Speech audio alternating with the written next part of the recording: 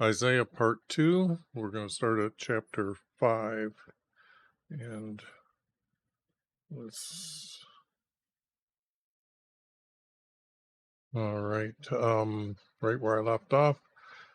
Here, I removed the word sing to write because these are known as psalms. That's what the text tells us when you see the format. The format is officially known as psalms. And this is a message for his beloved. This would be. Oops, not that color, this color. And not dug, but tilled to remove the stones, and planted a vineyard. And Judah, and then Yah is needed here. Judge between me and my vineyard. No, you're judging whether you believe the people believed in Jesus or not. At the when he's coming to Jerusalem. Here, I like it when they use the word it, and instead of using what we know as Jesus here, but use the word him. Doing his vineyard. Okay, protective. Okay, a wall is considered inside, like the house was made with walls. The fencing is going around the courtyard. So this is a fencing that was put around the vineyard, more or less. And it's a protective fencing, not just a wall that'll become trampled to the ground. But it's a protective fencing for the vineyard. And that house, descendants.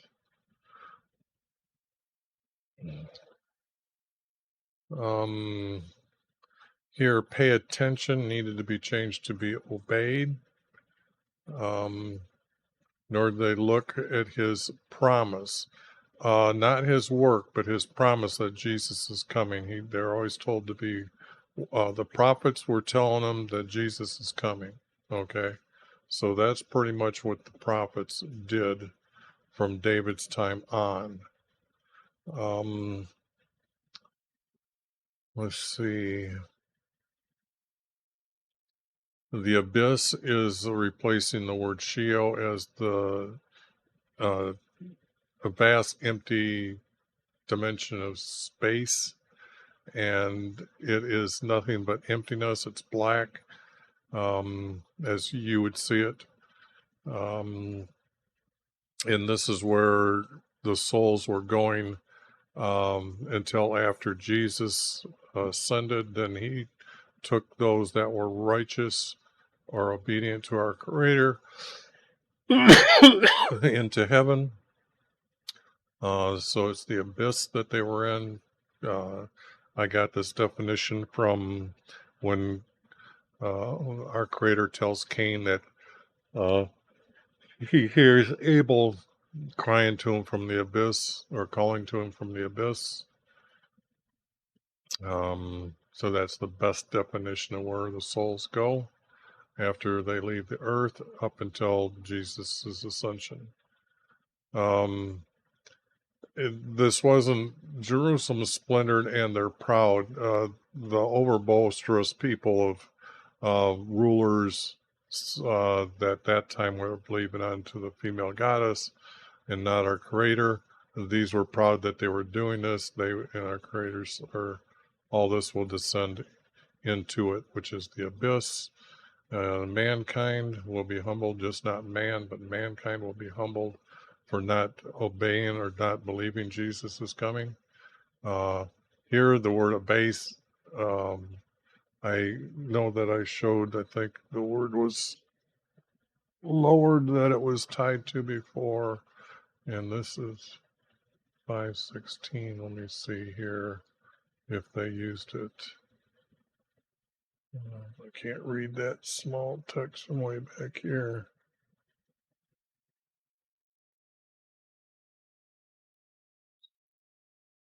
So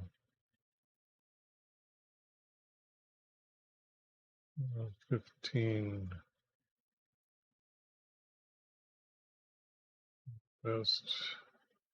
And I've got all these here that I could have chose from, and I didn't agree with any of them because after they're sent into the abyss, there's none are going to remember their name. So I made sure that it was that they were forgotten. Um, his judgment of his Holy One will show himself holy and righteous. Actually, uh, when we use the words, um, he's good, he's great, he's the best, um, you are obedient, then you're righteous, and then you are holy. That's the category. So I had to make sure that this order was put correctly, righteous and holy. First, you have to be righteous, and then you become holy. So that needed to be switched to the order there. Is that this purpose of what his Holy One is, what he's about being the King of heaven. So here again, the word it, when we're referring to Jesus, who it doesn't substitute, but they were replacing darkness for light and light for darkness. This means trusting our Creator, changing his light to his word to darkness, and their darkness in for their light, as being the way of life. And woe to those who judge by their own wants, not the wise, but anybody pretty much judging by their wants, that are changing things. Now, here, this text could have been a format, but it just doesn't fit with the story. I looked for it to see if it went anyplace else. It didn't. Same here with this text here. Not really needed. But I was looking for how to say that could this be in a part of the format? Because this bottom 124 could be broke up quite a bit.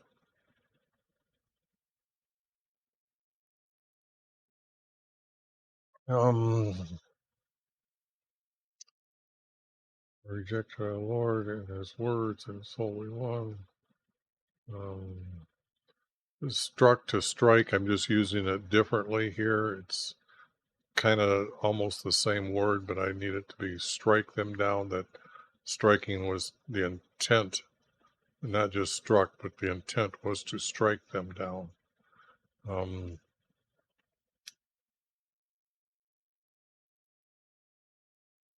stretched was reached. I'm going to have to change that in all the text that I've got, that I've done. This reads much better. It still reaches out to us, not stretched out to us, but reaches out to us. Raise up his standard, which would be Jesus. A standard sometimes is meant as a flag, and I replaced the word standard as a flag, but here it is his standard that we are supposed to understand. This is how our Creator wants us to be. And with the red text here, meaning Jesus, to distant kingdoms, like a whistle for the ending. Behold, he is coming. Like I said, a prophet announces Jesus is coming, and this is, again, he is reconfirming this, that he is coming. Now, all of a sudden, this is a 4-verse group. Here's 4-verse group. Here, there's 3 words. I use this a lot of times as 2, or not. Don't use it, and sometimes I use it as 2 words. But in this verse, I needed to say that this is how it's done, or how it would be used. Not being the main word, but needs to be when you're saying the verse for it to be understood. Their bows are ready, not that they're bent. The being bent, they mean that they're ready. The hooves of their horses, well, the sound of their horses. Um, Sounds that I had to put sounds like hundreds, not whirlwind. If you ever heard a whirlwind, that's pretty much like a tornado.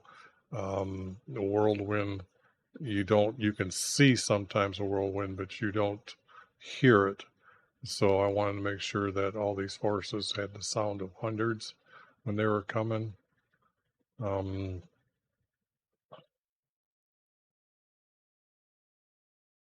Again, keep obeying me. It's the call for people to, uh, he's prophesying to the people now to listen to him and keep obeying our Creator, and do not learn from them or not perceived. But that just, no, that word is just completely out of place. Learn from them and keep looking for him, for they do not understand me. Our Creator saying they don't understand why he is sending Jesus. They'll see him with their eyes and hear him with their ears, and not understand him with their hearts, and and return to be saved. Now, this is a note that could be forwarded into Jesus's teaching. That those of you that know the text as you know it, this is what Jesus was saying, that they aren't going to be able to understand him. It was written this way, and here's the text that says it was written, and it seems to be written by Isaiah. It's said to ask, because now our creators are. This is like a conversation he's having with our Creator. So, and then he answered after our cities are devastated. So now we know that maybe this isn't when Isaiah is saying this, or it might be, because I'm not sure when I put the text together whether they're talking about Israel right now, because some of this text does, yeah, this is just a different timeline all of a sudden, because now we're talking about Hezek, and this is a son from Jotham, so now we're progressed in the lineage of kings. So this has to be noted that some text has to be before it of what would be Isaiah's teaching in this king's turn at this king's time. This king here, like I said, they're mentioning him again, but nothing to say what he's done. They're trying to give the king here a name here as for the king of Assyria. I don't think we really have that's the truthful one, but it is also, it's not really needed at this time. Now, see, this is at the days of this king, which is the king for Israel. But yeah, it's written right here, king for Israel. And I do this type of little letter here for meaning that they're corrupted. They're the evil one now, evil ones. Went up to Jerusalem to battle against us. Oh, this was when he came up to them here. And like I said,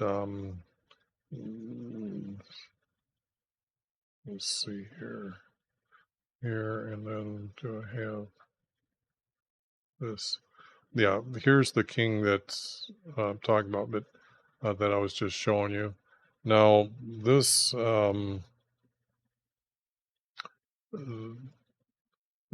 these were lost, all these, but these last three were not lost. And these are the three that's before Jerusalem, or before they get into Judah. So, um, they were battling there, but they were sent through the battlefield to talk to him, and this is going to be about his care word by. Let me start over. Okay, I lost because we're talking about it's now this king's time, and in here is when they were actually gone. Israel no longer existed as a full 10 tribe kingdom or nation. And then they made this guy a king for whatever they had, for whatever few here. And if you notice the text we just went through, talked about how they will call for him to be their king and ruler and doesn't want to be, but that's the relationship of what's left there. It does go along with the knowledge of the story of being truthful. So we'd have that text being said earlier and not now, or not for other texts later or for a different king. So it was the warning at that time Israel's going to get wiped out or conquered and taken into captivity. And it was to battle against us. See, it's kind of like at this time, they got through the lines and they hadn't overtook the rest of it, but they probably just went down the main highway and nobody disturbed them as they went in. So they were probably waiting to be attacked. They bypassed them, but they came to Hezek here and were going to make claims at that time. Now, I know in the story below that we're going to hear about this guy at that time, I believe. Now, here, this here is a change of a king. Now, this king is really in the timeline different. He is way back here. See this way up here?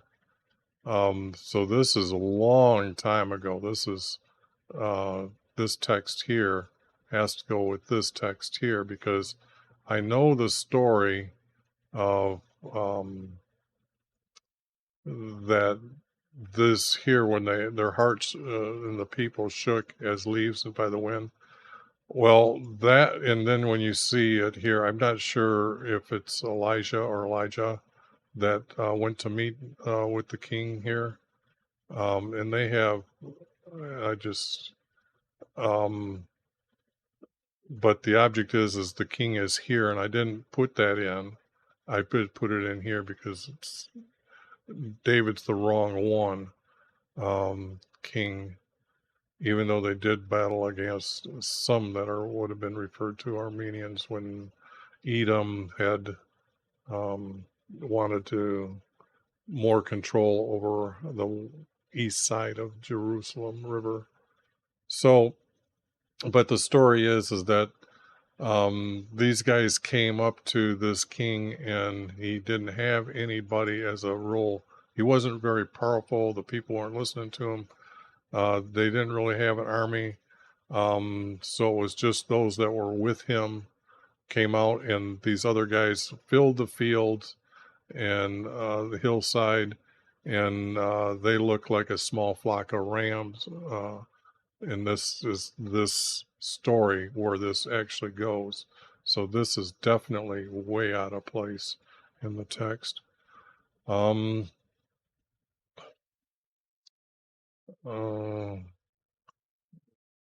think that's supposed to have an E, probably.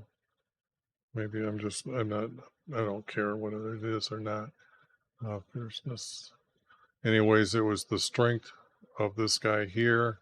So this would have been, I think, in the timeline.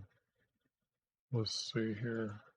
I have him listed down here. Yeah, Kings for Aram. Okay, it was this guy at that time. Because this you can see is father to son to son to son. And then there's this guy here. I don't know. Oh, I don't think you can see that. Let me do this. I'm sorry. Down here, you can see the list of these kings for Aram. So, and it is this king. So he's there. It's just, I didn't need to put his name in before it comes up here because he was trying to say that he was going to bring him up for his son. And I know that the story is this guy's name and not this guy's name. But they planned evil. Creators. This is part of that prophet a long time ago. Elisha or Elijah, one of the two at that time. battle against not Judah. Judah doesn't happen until the end, so this has to be about Israel. Okay, so now it's against the battle. Yes, this would have been the battle for Israel at that time because that's the story of. And I know that I've got maps showing that battle and where they come and where they fled to because there's quite a detailed story of how that happened. The word make, to take it for ourselves and make it for ourselves. It's to take the land, conquer the land and the people, not make it for ourselves. Um, in the land, their land, not in the midst of it, but their land. They were going. Once you take the king away, it's pretty much everybody else falls apart. Um, will not stand. Will not allow this. I needed either the word with this was going to be before or after, so I put it in the word after here. And when he returns to Damascus, which was the capital city for the Armenians. This is according to the text, okay? So just not house from David, but kings through David. So slight a thing, I made sure it was a small to understand what's going on, that they're testing him. They are trying the patience, it would be my patience, the patience of the creator. Well, don't need this for a 4-verse format, so got it in quicker and easier without all the extra words. And this is predicting and changing the correctness of the text that the male and female virgins will have a son. This is talking about Joseph and Mary. And they will be called our son from YV, not Emmanuel. There is other text that will refer to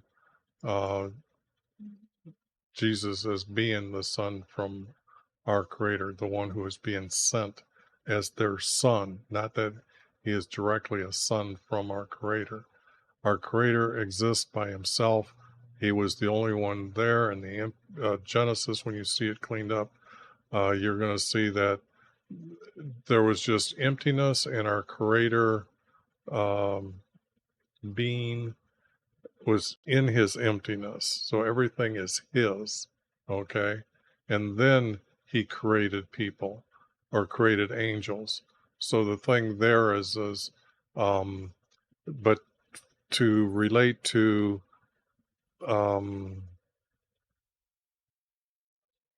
the things on earth with earth understandings, it would have been a son from our creator because he's being sent as the promised one, the holy one.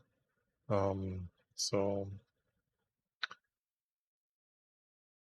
and notice he's given a kingdom. He's not part of the kingdom, which our creator is everything. So here it's not the word evil. It needed to be wicked. And he will reject them. Okay.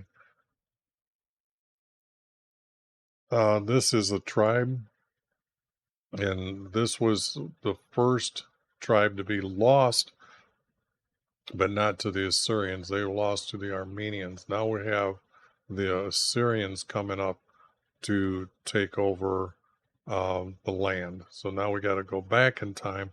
This text is now referring to the what will be happening. I will bring on your people like the day Israel was given the kingdom for Assyria. Okay, so this is a future prophecy. Got to watch how I'm saying these things. I'm trying to maybe go too fast, but I better just stick to the words and not to the story unless I really, really know what's going on. not separated, but was given. He sent them into captivity. And the remotest, well, I put mountainous. If you ever seen Turkey, this is where Assyria was coming from, was that area.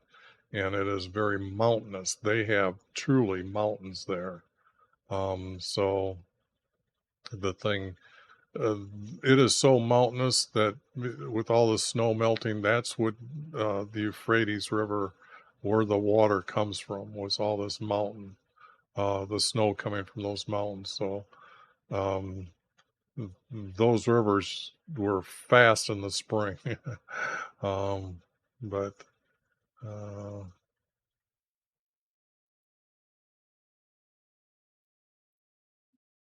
not settle, but they're going to camp on your hills. It's just a better way of saying what's going to happen.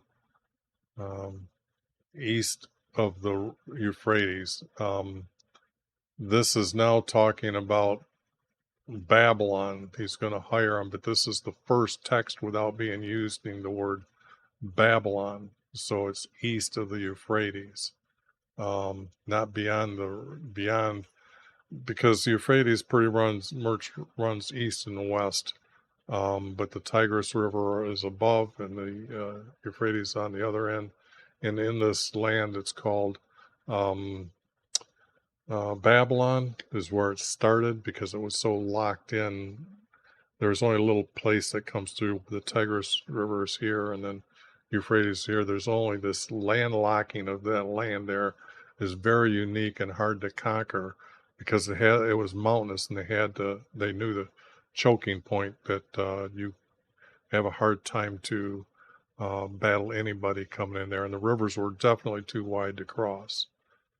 So this east of the Euphrates is the direction that I'm hoping that the text was referring to, so I put it that way. See, they have it as the king of Assyria, and Assyria didn't own that at that time. Assyria was on the other side, more or less in Turkey.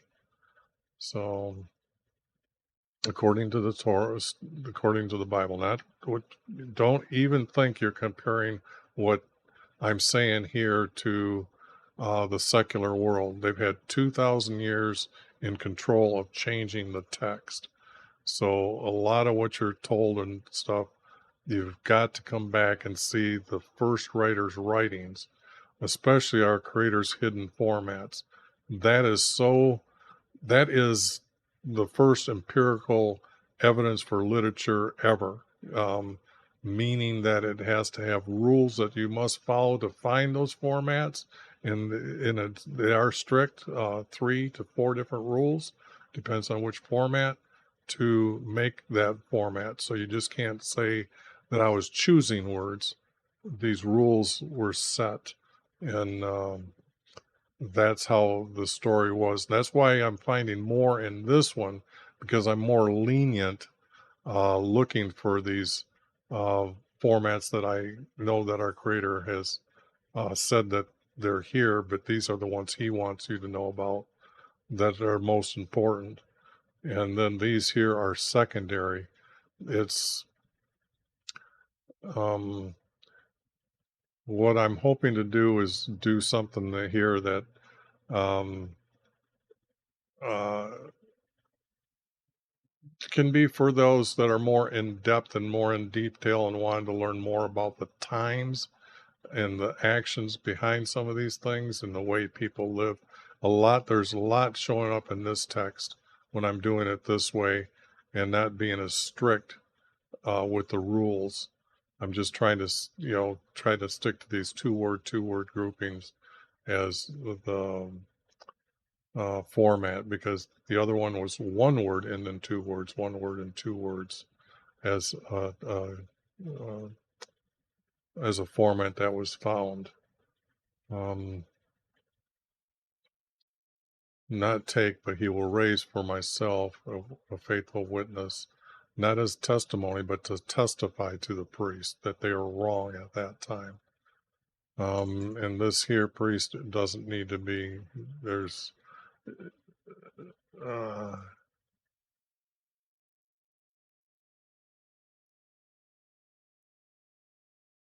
This is just, forget that name.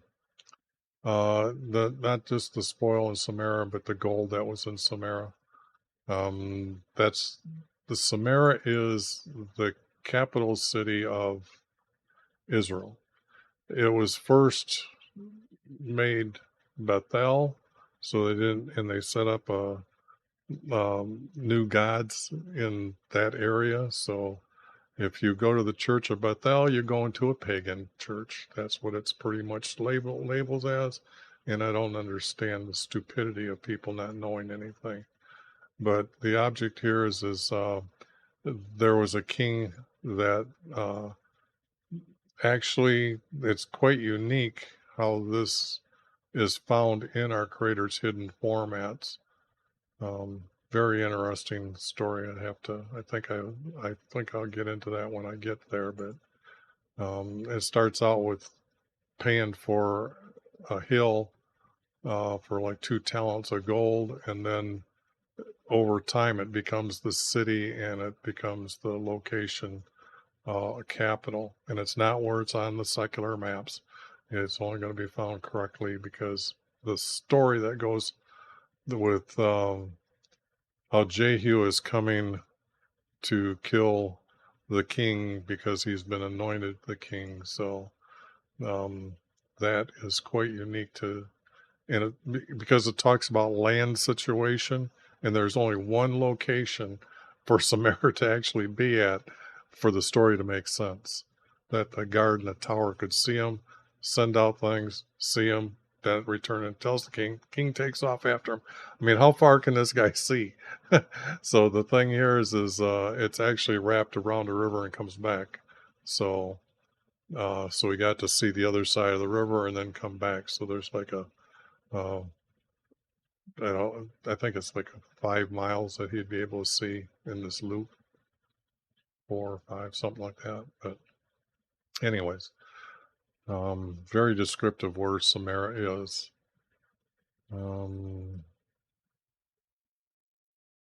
Not for his glory, but his army, all his army.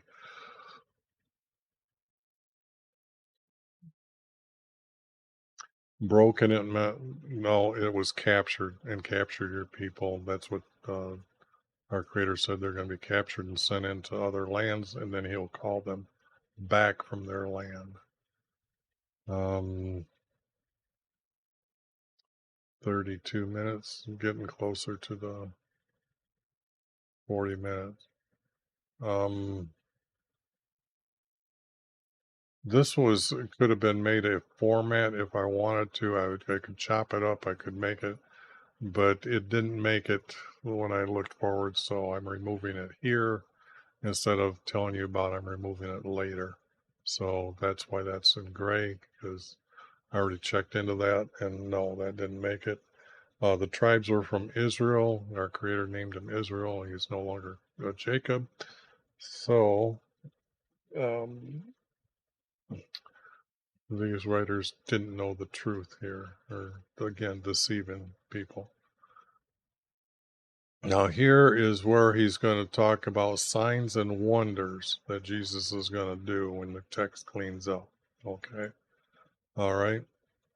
Now, this is, now I could replace the word signs and say his wonders from YV, and then I could have had this. So that I could have broke it up differently.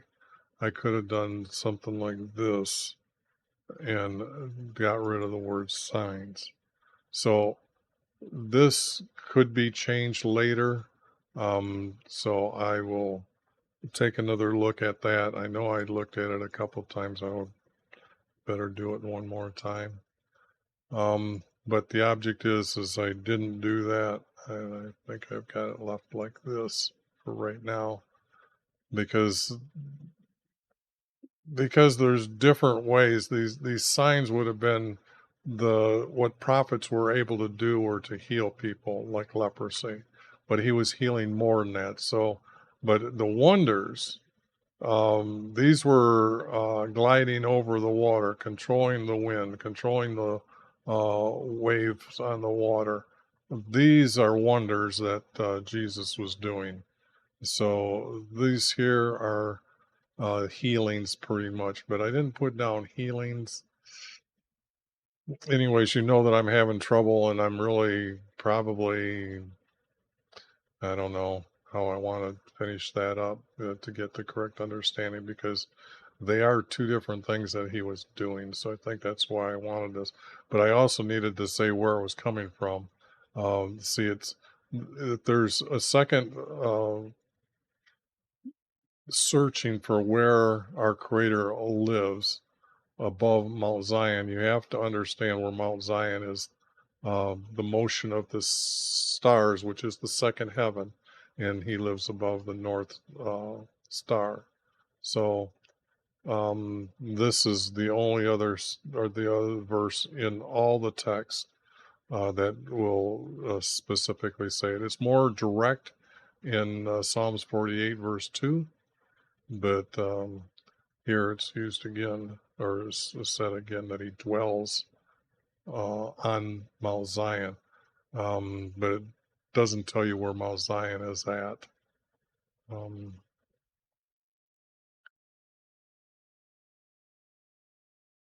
have no dawn. Well, understanding of him, this dawn, just such a misplaced word that doesn't understand, um, doesn't get to the direct point of uh, the truthfulness of Jesus. This is uh,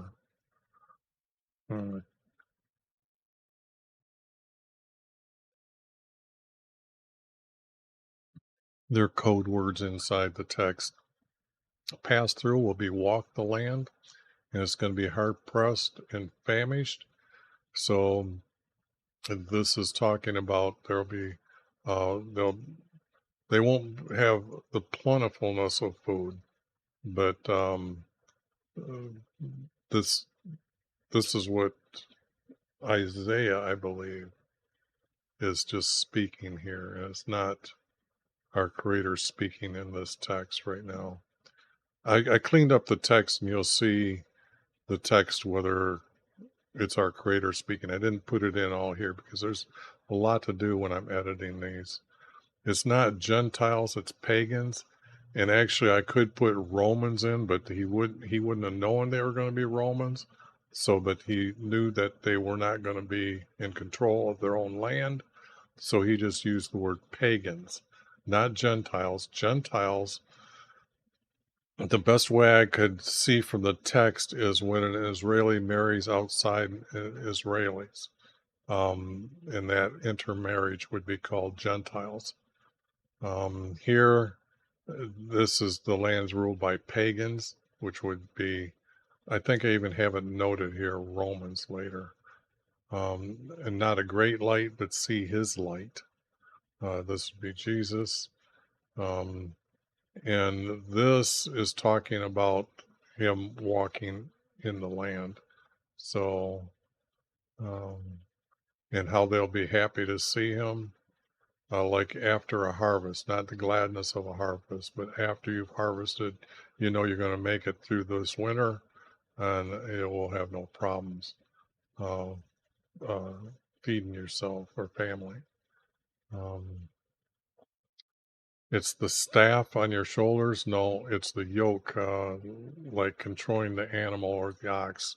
They would put this harness on to control the ox.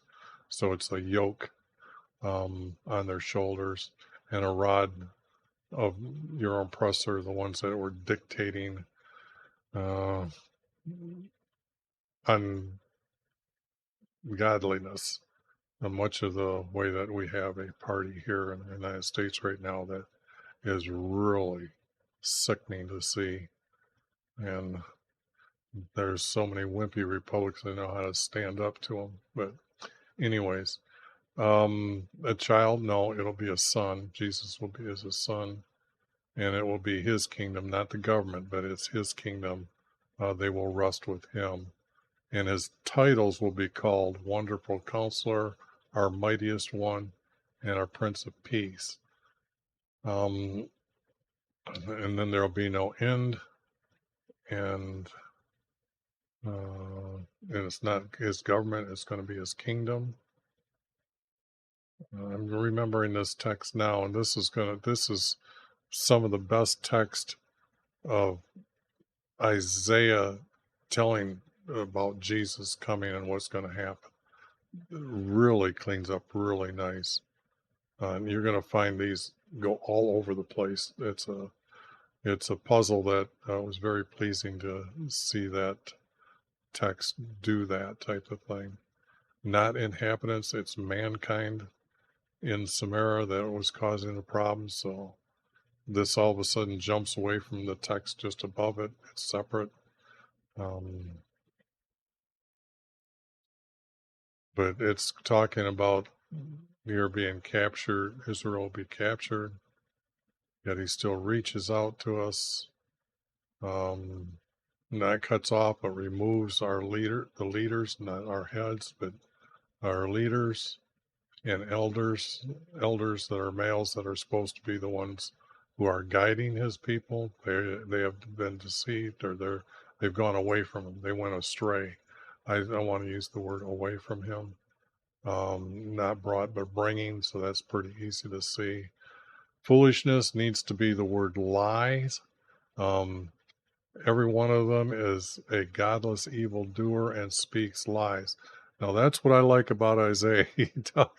He, he does say the truth, okay, and he writes the truth. So, and it's really funny to read that they didn't change all this text for me to have to dig it out. So it's right there, and this is how Isaiah would have been talking about them, godless evildoers speaking lies, not just foolishness, but they're lies. They're very deceptive.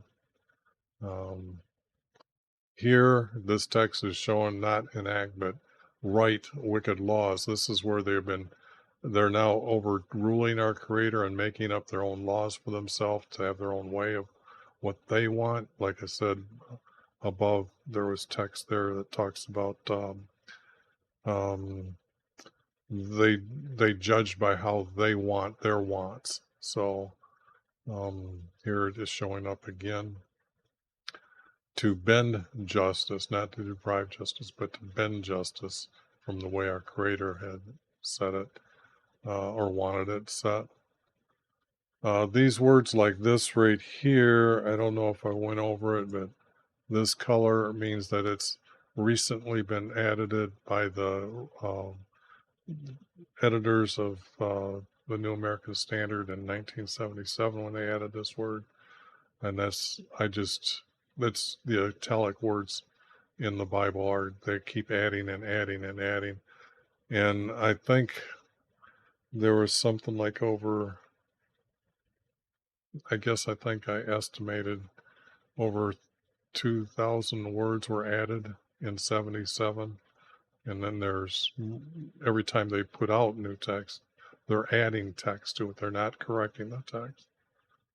Needed to add these words here in order that, no, it was to take from them their rights that were set up. And the day of war, not this punishment and devastation, but the war that they were going to fight and they were going to lose. And then you will be among the captives.